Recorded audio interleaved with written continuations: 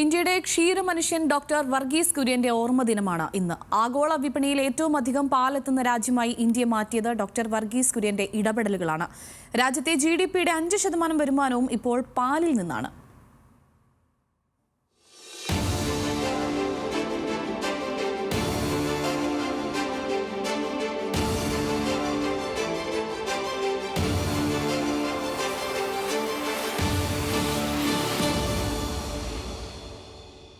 എനിക്കുമൊരു സ്വപ്നമുണ്ടായിരുന്നു.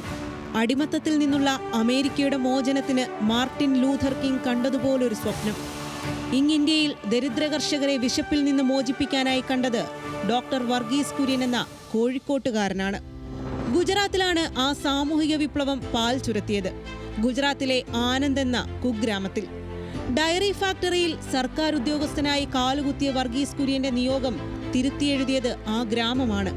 അന്ത്യാഭിലാഷപ്രകാരം അതേ മണ്ണിലാണ് അദ്ദേഹത്തിന്റെ അന്ത്യവിശ്രമവും.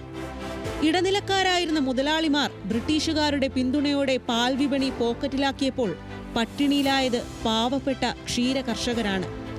ചൂഷണത്തിനെതിരെ കർഷകരെ ഒന്നിപ്പിക്കാനുള്ള ശ്രമത്തിലായിരുന്നു ഗാന്ധിയനായ ത്രിഭുവൻദാസ് പട്ടേൽ. സ്വാതന്ത്ര്യത്തിനു മുൻപ് സഹകരണ പ്രസ്ഥാനമായി ആരംഭിച്ച ദൗത്യത്തെ 1957 വർഗീസ് കുര്യൻ ഒരു ബ്രാൻഡാക്കി വളർത്തി. Anand milk union limited, Amul, the taste of India. ഗ്രാമമേഖലകളിൽ പതഞ്ഞു പൊന്തിയ സഹകരണ പ്രസ്ഥാനങ്ങൾ സ്വയം പര്യാപ്തതയുടെ രാജ്യാന്തര മാതൃകയായി മാറി. ഓപ്പറേഷൻ ഫ്ലഡിലൂടെ ഇന്ത്യയിൽ ധവള വിപ്ലവം തീർത്ത ആ മുന്നേറ്റത്തിന്റെ 2ാം ഘട്ടത്തിലാണ് കേരളത്തിൽ മിൽമ കോർപ്പറേഷൻ അടക്കം രൂപം കൊള്ളുന്നത്. അമൂൽ അടക്കം വ്യവസായ മാതൃകകളിലൂടെ സാധാരണക്കാരന്റെ ജീവിത നിലവാരമുയർത്തുന്ന വികസന സങ്കല്പത്തിനാണ് ഡോക്ടർ വർഗീസ് കുര്യൻ സേവനമൊഴിഞ്ഞുവെച്ചത്. I too had a dream എന്ന അദ്ദേഹത്തിന്റെ ആത്മകഥയുടെ ആമുഖം 2005 കൊച്ചുമകൻ എഴുതിയ ഒരു കത്താണ്.